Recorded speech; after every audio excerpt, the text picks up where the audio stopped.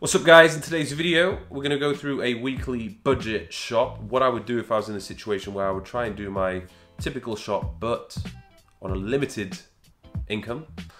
I was once in this situation back in the day where I really didn't have that much money and I had to basically, try and eat as healthy as possible and still make those gains because the gains are very important.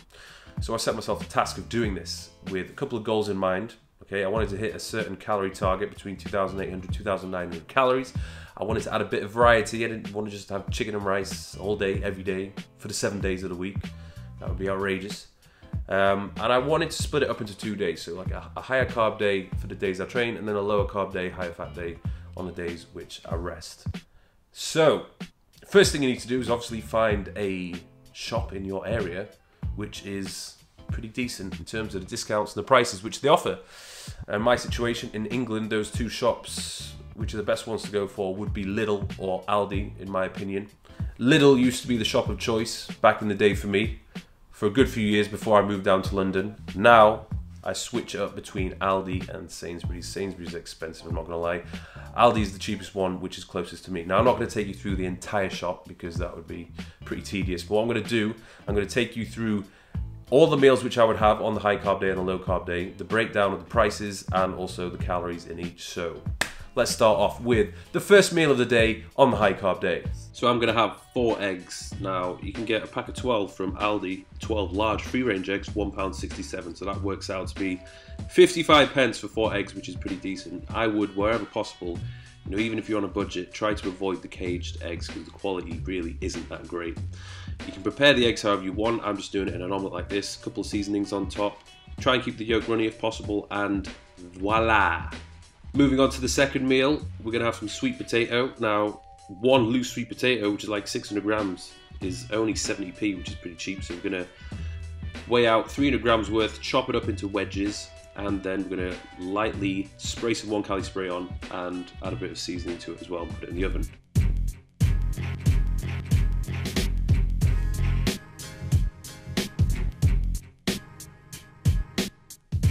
Kilo of chicken is around £5. Going to weigh out 190 grams. Chop it up into pieces, put it on the frying pan, and let it cook.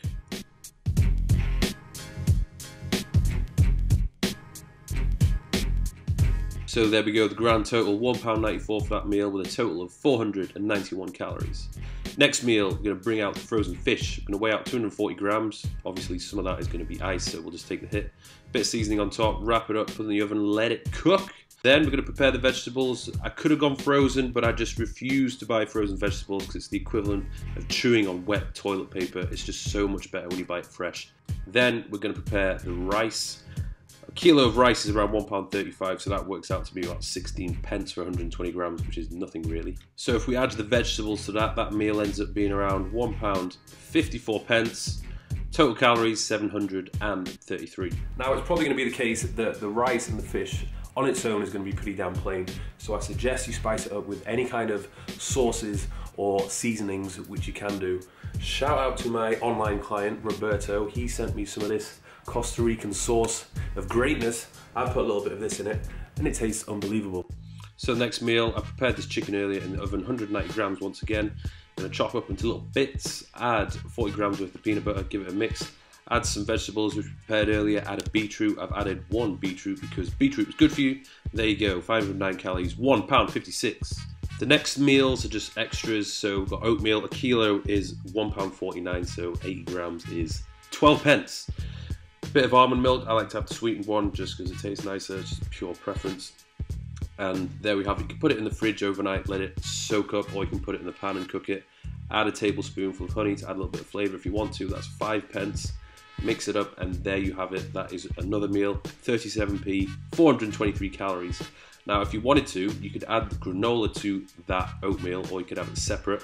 I decided to buy granola because it's just a little bit of something different, adds a bit of variety, gives you something to crunch on. You could just have the oatmeal and skip the granola, but I like to have a bit of variety and it doesn't work out to be that expensive. One more thing to add to the high carb day, which is 1 banana. So there we are, the grand total, which works out to be £32 and 5 pence, which if you divided it per day is £6.41. Now we're going to move on to the low carb day, high fat day, just to mix things up a little bit. Tin of tuna, 65 pence. Added 2 tablespoons of mayonnaise, just because mayonnaise is an absolute game changer when you mix it with the tuna. I've added an avocado for some of the healthy fats and to add some variety. Now this does put up the price a bit. It's £1 for an avocado. I'm sure there's better deals out there, but I'm just going to chop that up, mix it all together, add a bit of salt. Ends up being around £1, 71 pence, 505 calories. The next meal is the 7% Fat Turkey Mince. Again, I'm just having an alternate source of protein to keep it entertaining. Not really entertaining, but you know what I mean. A little bit different, drain out the fat. £1.89 for 450 grams is pretty good. I'm going to add some peanut butter again, just to bump up the fats for this day and to give the mince a little bit of flavour. You could add sauce if you wanted to, but as you can tell, I like peanut butter, and the peanut butter actually ends up being a hell of a lot cheaper than buying nuts individually, so that's why I've gone for peanut butter. And there we have it. There's actually 2 meals there for you, which I would divide into 2. So £2.58 for all of that, 922 calories. Also going to have the same meal as the high carb day, which is the sweet potato and the chicken. And we're also going to have some granola and oatmeal, but we're just going to weigh out different portion sizes, so a little bit less oatmeal this time around. Still going to have 300 ml of almond milk.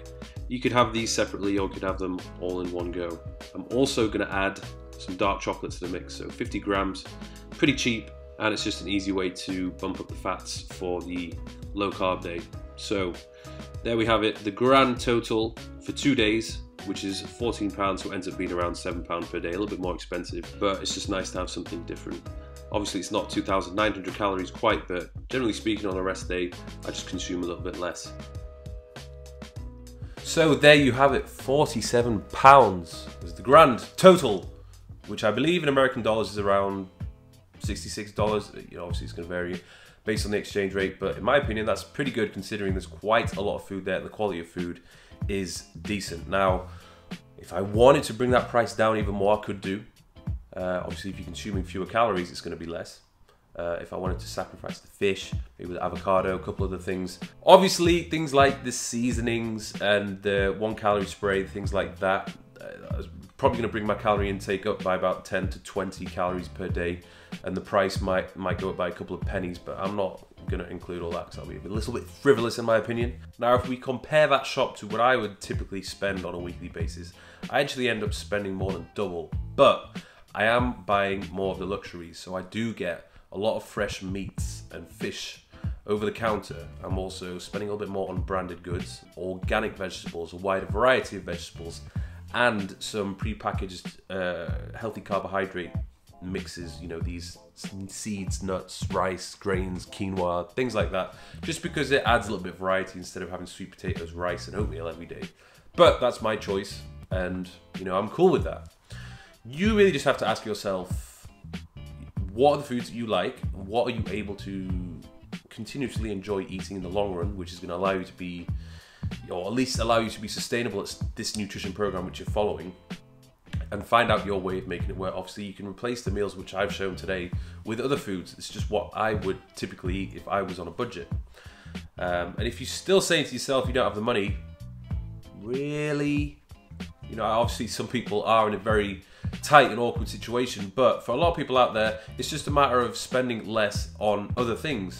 So if you go out a weekend and spend a load of money on alcohol, or you're buying these absolutely ridiculous materialistic things which are pointless, then just stop buying them and actually look at investing money into the foods which you're going to be putting into your body, which are ultimately going to be giving you the physique which you want. So it can be done. You've just got to find a way to get it done. So thank you for watching, guys. Don't forget to subscribe, and I'll see you soon.